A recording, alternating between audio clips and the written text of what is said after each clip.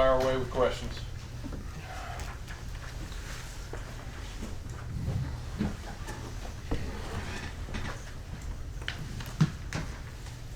Coach, I believe Sarkeesian said that Isaiah Bond is day-to-day with an injury. You've had the chance to go up against him in the past. If he is healthy out there on Saturday, what does he bring to that team? He's electric. He's a great release guy. They got other good wideouts. They did a great job upgrading their talent pool in the portal. They got I think 3, maybe 4 receivers. I know 3. They play a lot of time, and he was one of those guys.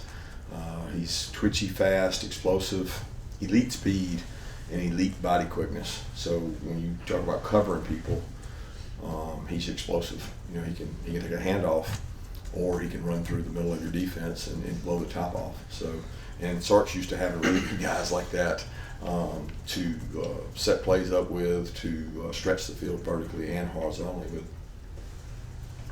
Yeah, 2 days in, how has practice been so far this week? It's good. I don't know if it was our best Tuesday. I thought that it was good, not great, and we've had some good ones, but it was spirited. They got after it, and we had a good competitive practice. Yesterday was a lighter Monday. Like I said, we've had more snaps played this year than we ever have before. So we just did a little bit less on Monday, and the same kind of Tuesdays we've been having. How similar, if at all, would you say Quinn Ewers and Carson Beck are? Yeah, it's interesting you say that. I mean, I feel that way. I don't get a chance to watch them. I didn't get to watch them last year, other than I watched their playoff games, obviously, and then watched them in the off season some. And then you don't have a full full quota of his, because he hadn't played in every game.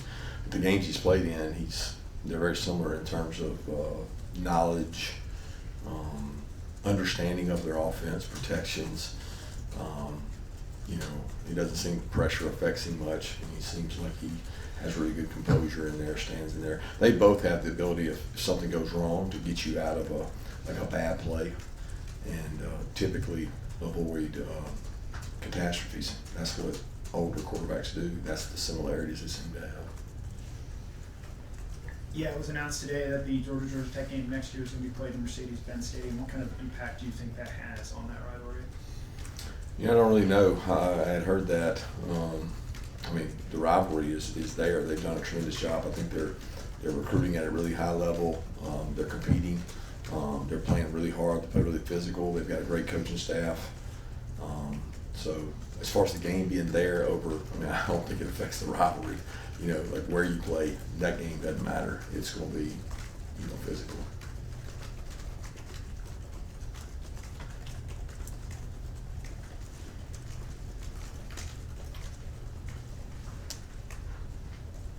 Yeah, Kirby, you talked about Ellis Robinson the other day. Just what are the hardest parts of getting ready to play winning football in the SEC as a corner, as a true freshman?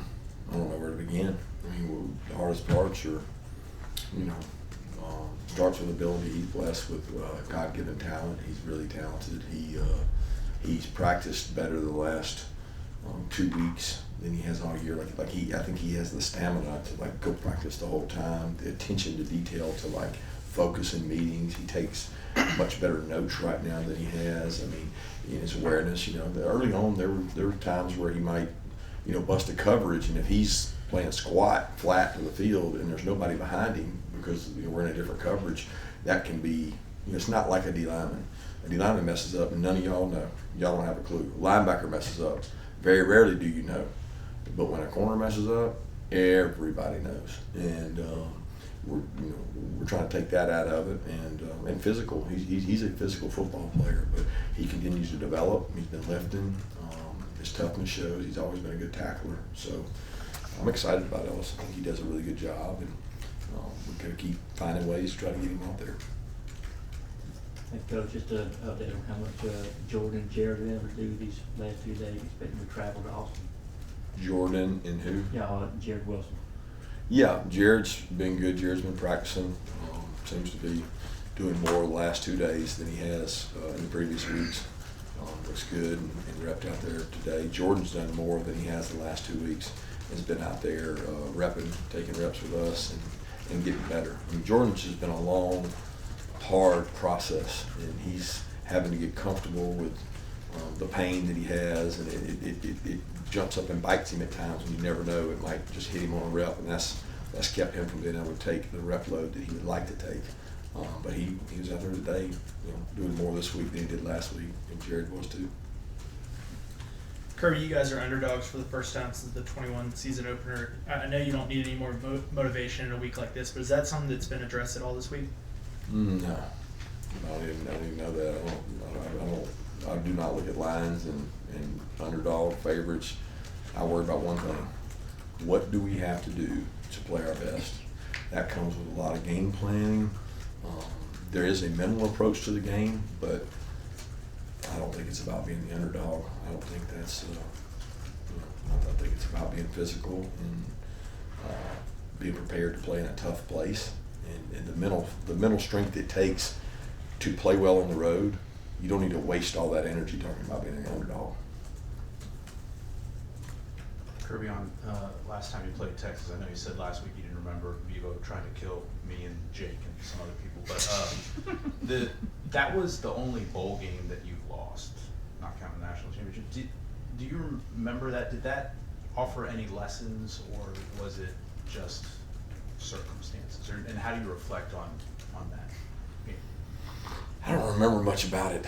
I get those things confused. There was one that we had a lot of guys out.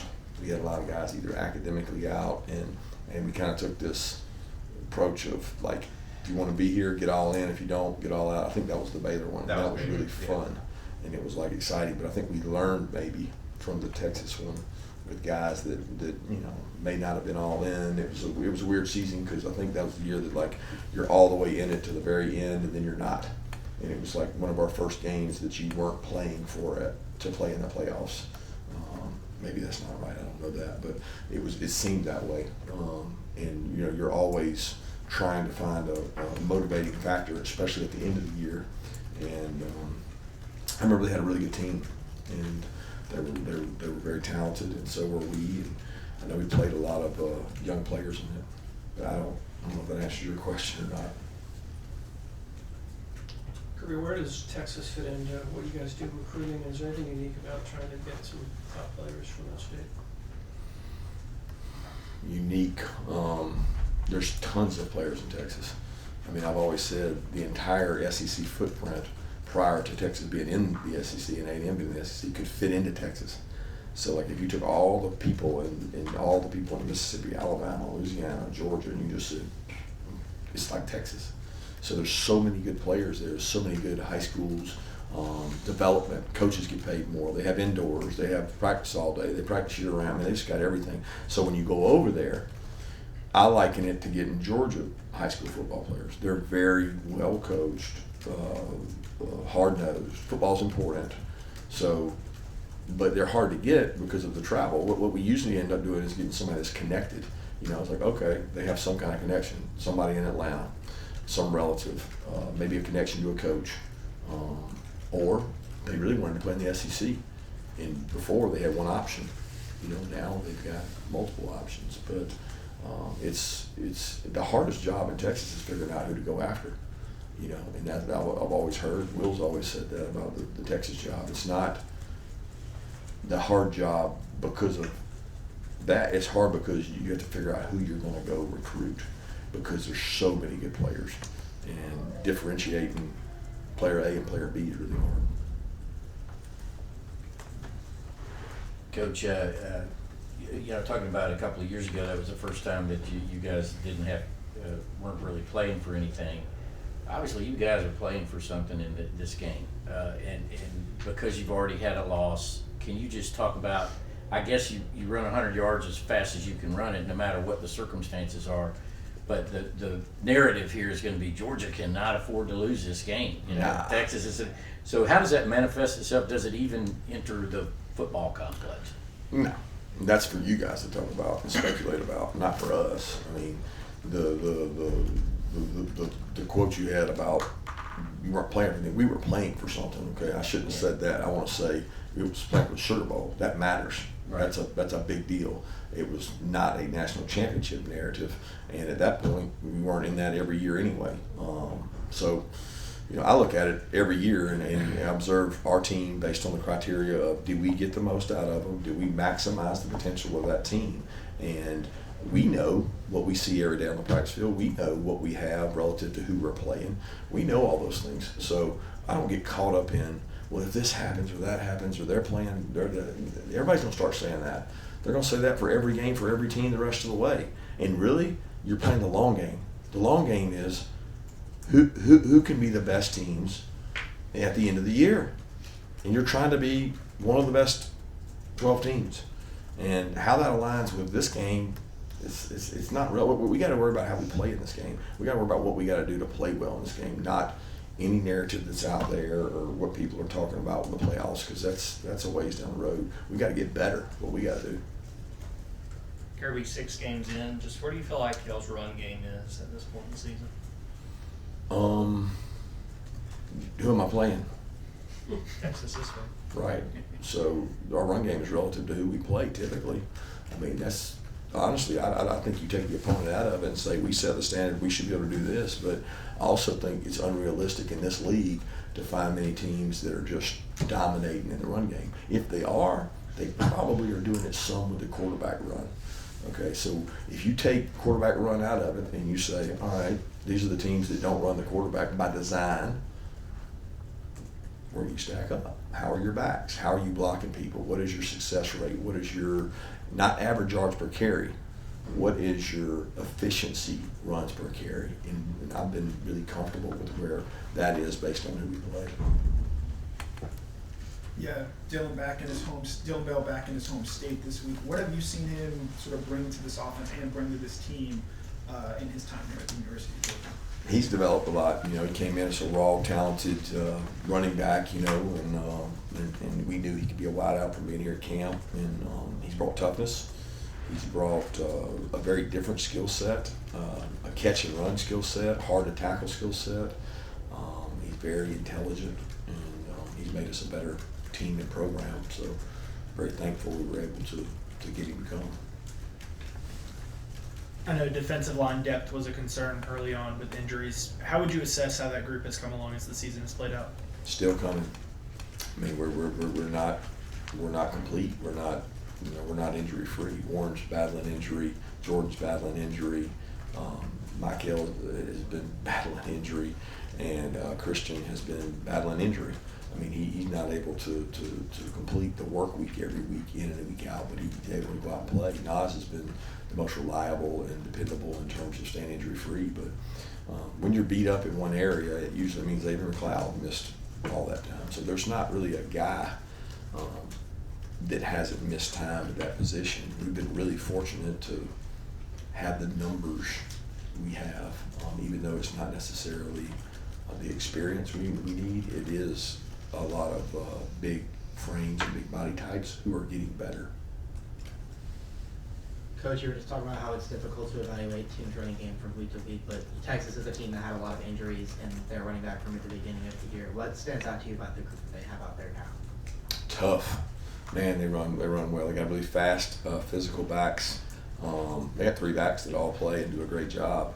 They've also got, probably one of the deepest, most talented offensive lines in the country. They got, multiple guys that'll be high draft picks, and they're really physical in the run game. They have a unique run game in that they run a little more outside zones than some teams we've played, and they're really good at it. I mean, they did it when Sark was at Alabama. They've done it successfully at Texas.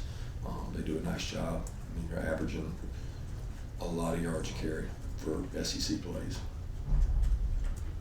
Kirby, you've turned to some backups at tackle and guard. Is that harder to do at center if you have 2 guys that you guys think can play winning football? You say you turned back. You talking about play both guys? Yeah, like, bringing a guy for a series here or there. Yeah, it's much harder. I don't know many people that do that, and it's hard to do that. I mean, maybe somebody does and I'm not aware of it, but typically we don't. It's not a position that we rotate in terms of that. But both of those guys have flexibility too. They can play other positions. They both can play guard and things.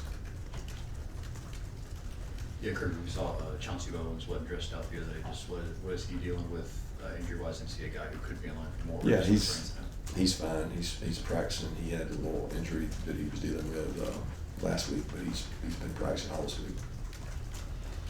Yeah, Coach, what makes a good wide zone football team or stretch zone football team, and why is it so difficult to stop when a team's good at it?